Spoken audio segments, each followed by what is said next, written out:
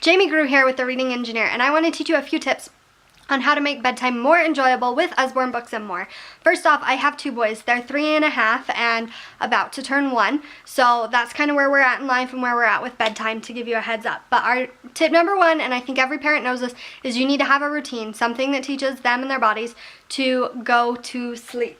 So first, we like to bathe our little dinosaurs, feed our cheeky monkeys a snack so that they're not going to bed hungry. We tuck in our sleepy lions with a bedtime story, and then we brush our teeth and send them to potty for the last time for the night, so hopefully we don't have any accidents. So that is our bedtime routine.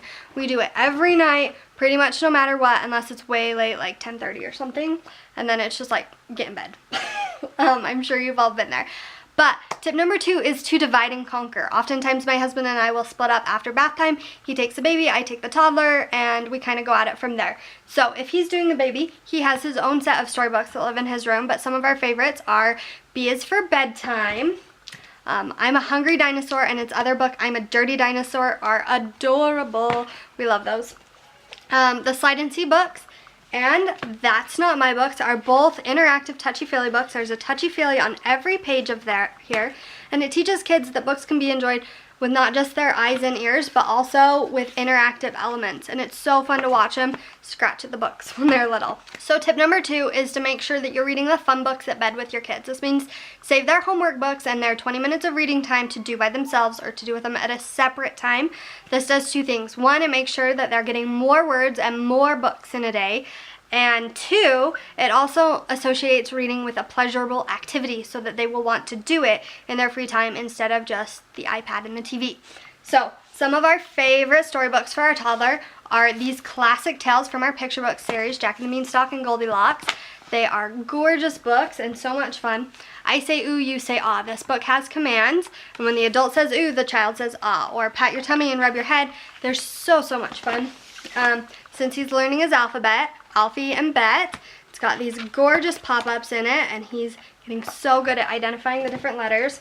Pandemonium. This is such a fun book that will teach you about all sorts of animals, like new animals in here I had never heard of, and don't wake the panda, whatever you do, because it will be pandemonia. Up next, we have Read Up to your kids. If you're the one reading aloud and doing the reading, there's no reason you can't stretch their imaginations and their vocabulary at the same time. One of the books that we love to read right now is Olga the Polga, and it comes with a paper slipcover, which is up on the shelf, and so it'll look a little bit differently. But these are stories, and there's kind of a lot less pictures in here, but my son will still sit still and read them with me, and we read a chapter at a time, and it's great. It's really kind of growing his attention span and stretching him.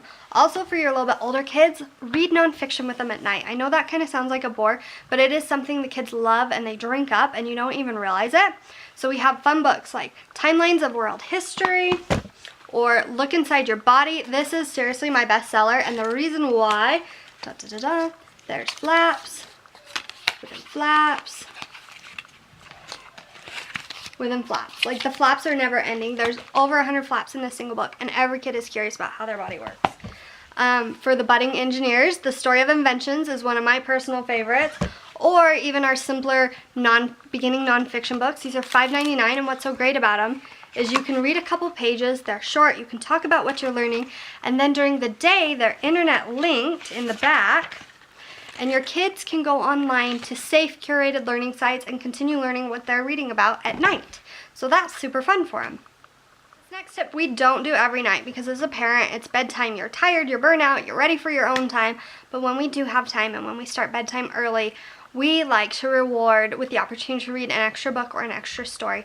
And this usually comes down to he either cleans up his room or the living room or both. So it's a win-win. I spend an extra 5 minutes with my son. He loves it. He feels good. He gets his extra stories.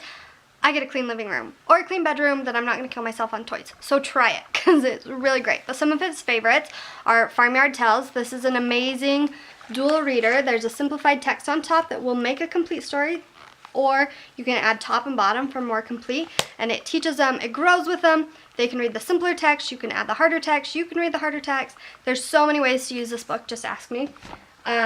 Nibbles. This is an enchanting story about a book monster who chews his way through his book and into some of your favorite fairy tales like Goldilocks, and it changes the story And then at the end of the book, you get to catch Nibbles.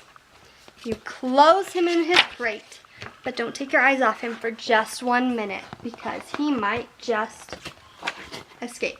And there's a sequel to this. So it is super, super cute. I've never seen anything like it.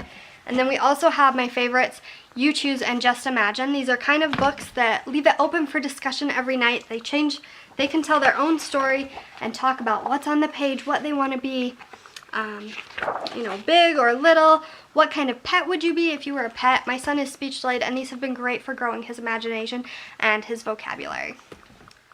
As it becomes age appropriate for your kids, this last tip is kind of a fun one. My oldest son is 3.5, but we let him stay up an extra 10 minutes to read if he's quiet and reading in his bed with the light on, and that's a really big deal to him. Some of his favorites that he loves to read are the Usborne Big Book of Colors, and what's great about this book is it's gorgeous, but it has these thick preschool pages, so I don't have to worry about him ripping them or tearing them.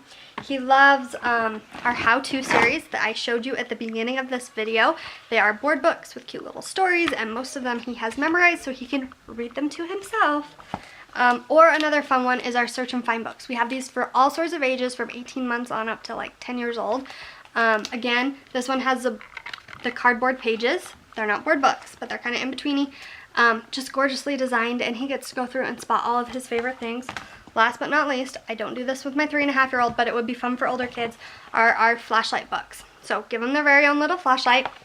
And how these work is you get to shine a light behind, flying flashlight, and now it's flashing. Okay, so you shine a light behind, and it's kind of bright, so it might be a little bit hard to see. There's the light even shining. Well, fail on that. But you shine a light behind them, and they reveal the secret picture that's on the other page, so you can see this. Excavator is driving a pylon. There are over 13 in this series. They are some of our best sellers, and kids adore them. They eat them up, pair them with a flashlight and a battery for a birthday party. That's totally off topic. But super fun for bedtime, and kids love flashlights and love to be in charge. So hopefully these are a few tips that will make your next bedtime routine a little bit easier, and I would love to know what you're going to try tomorrow night. So can't wait to hear from you, and let's get back to the party.